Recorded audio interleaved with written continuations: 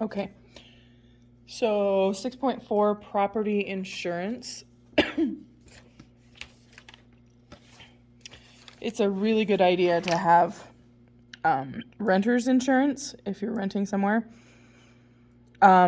Most mortgage companies, if you have a mortgage out, include homeowners insurance in your payment, so you don't really have a choice. But obviously, you don't want to not have homeowners insurance, because if something happens, then who knows what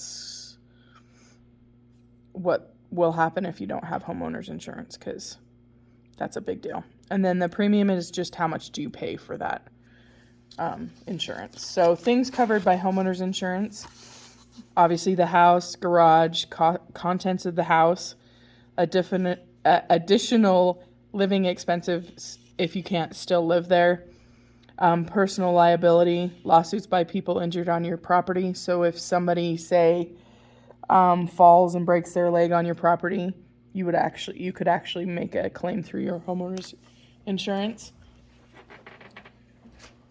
I would say be very careful, because if you, for your homeowner's insurance, there are insurance companies that have issues with, sorry, I'm getting a cough drop, who have issues with certain dog breeds, also trampolines, things like that. You need to make sure that you make them aware of the things that you have, because if they come back and say, we don't cover that, then you're in a lot of trouble. So if somebody comes and, say, gets bit by your dog, they can come and say, well, that dog isn't covered because in this section that you didn't read, it says you can't have that dog. So be careful. Medical payments to others.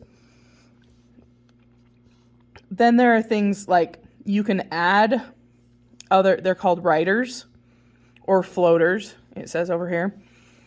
You can add more insurance, like if you are someone who travels a lot, you could add to your homeowner's insurance losing luggage, so that you could actually make a claim if you lose luggage on your own insurance and then get things paid for. I wouldn't do that unless I was somebody that traveled a lot.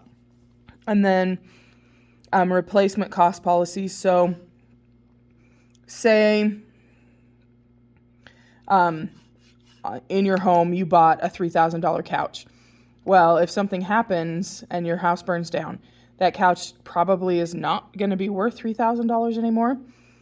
If you have this extra cost policy, they would replace it. They would give you the money that it would cost to replace that exact same thing now. So it's probably going to be more expensive simply because time has gone by. Okay, so some items like jewelry, expensive entertainment systems, if you've got,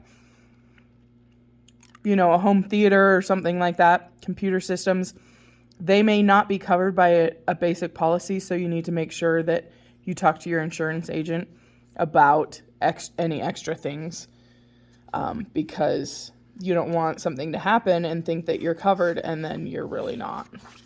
Okay? So Ryan insured his house for $89,000 at an annual rate of 51 cents per $100. Find his premium.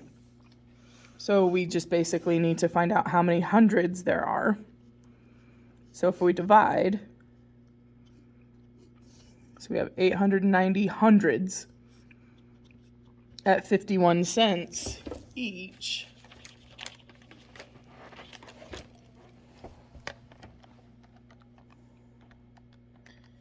So it's going to cost $453.90. Okay. So then we're going to talk about renter's insurance. So basically what this is if you're renting somewhere and, say, the premises burns down. Well, the owner of the premises has insurance, so they'll get money, but you can't receive any money unless you have your own renter's insurance policy. And that would just be for the contents inside the apartment or the house or whatever. If you look at this chart, this is the maximum coverage. And then there's two different columns, and it's how far you live away from a fire station. And if you think about it, most things that go wrong where they would have to replace things would probably be most likely a fire. So the closer you live, the less you're going to pay. So we have Casey, and he rents an apartment that's 4.1 miles from the fire station. So of course we're going to be here. He insures its contents for $10,000. A computer system he owns is also insured, but at an extra cost of $27 per year. What total annual premium will he pay? So he's doing $10,000. He lives less than 5 miles, so it's $129 plus the extra $27. So he is going to pay $156 in order to have renter's insurance. Okay. Then collecting on insurance claims. Okay. When something happens on your property, you have to file a claim. So you call your insurance agent or you call your insurance and they'll send an adjuster. And that's just the person that comes to look at the property and or the situation, and they see what the actual loss is. And then they pay up to the face value of the policy. So if you have a home that's worth $500,000, but for some reason you only insured it for $100,000, of course they're not going to give you $500,000. They're only going to give you up to $100,000, okay? And your basic policy usually has a deductible, so that means a lot of times after we have a storm or something, people will have damage to their roof or maybe their windows or something. And there's a deductible simply because they don't want a bunch of frivolous claims. So say some of the shingles fell off your roof. Well, you're not going to get a whole new roof, for one thing. You're only going to get those replaced.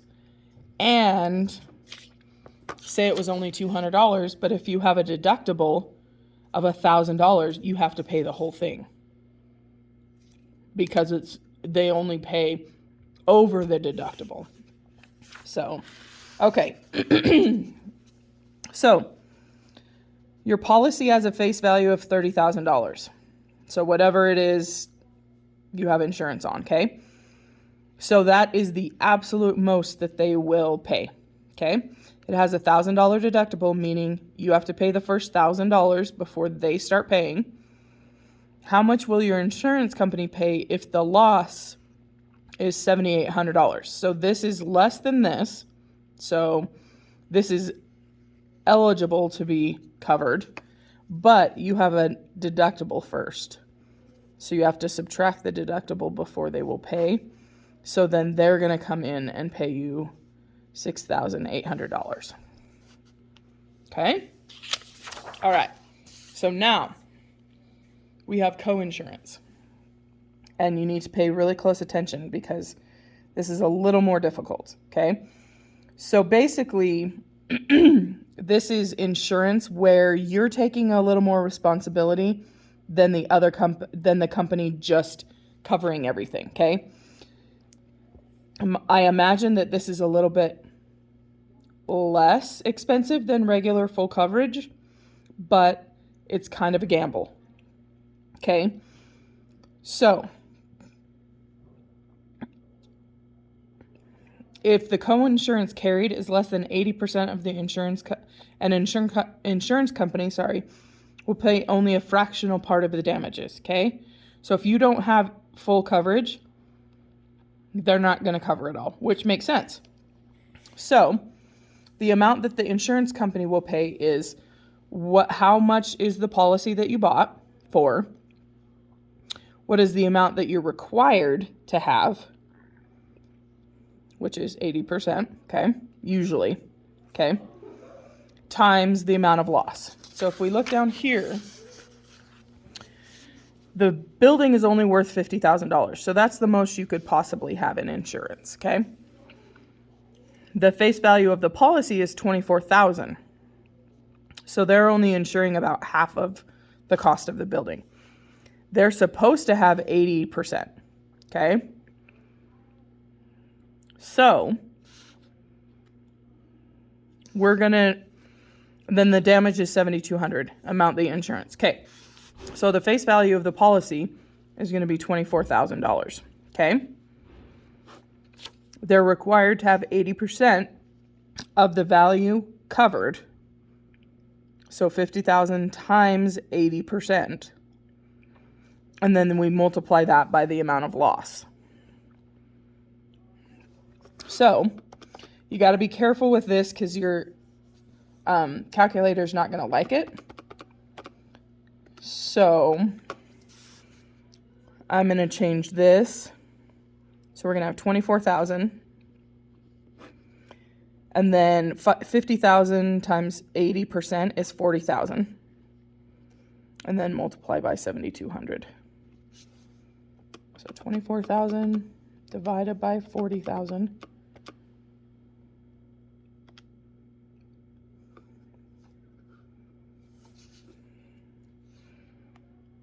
And that actually comes out 0.6. So they are going to pay 60% of the loss. Okay, so that's what that is right there. Times 7,200. So the insurance company will pay $4,320. Sorry, that's sideways. Okay, so it's basically how much are you required to have, how much do you have? So if you had as much as you're supposed to have, they would pay the whole thing. But because this person chose not to, the insurance company is going to only pay 80% or 60%. Okay? Okay, and then there's your assignment, page 234, 15 to 29 all, and 42 to 45 all.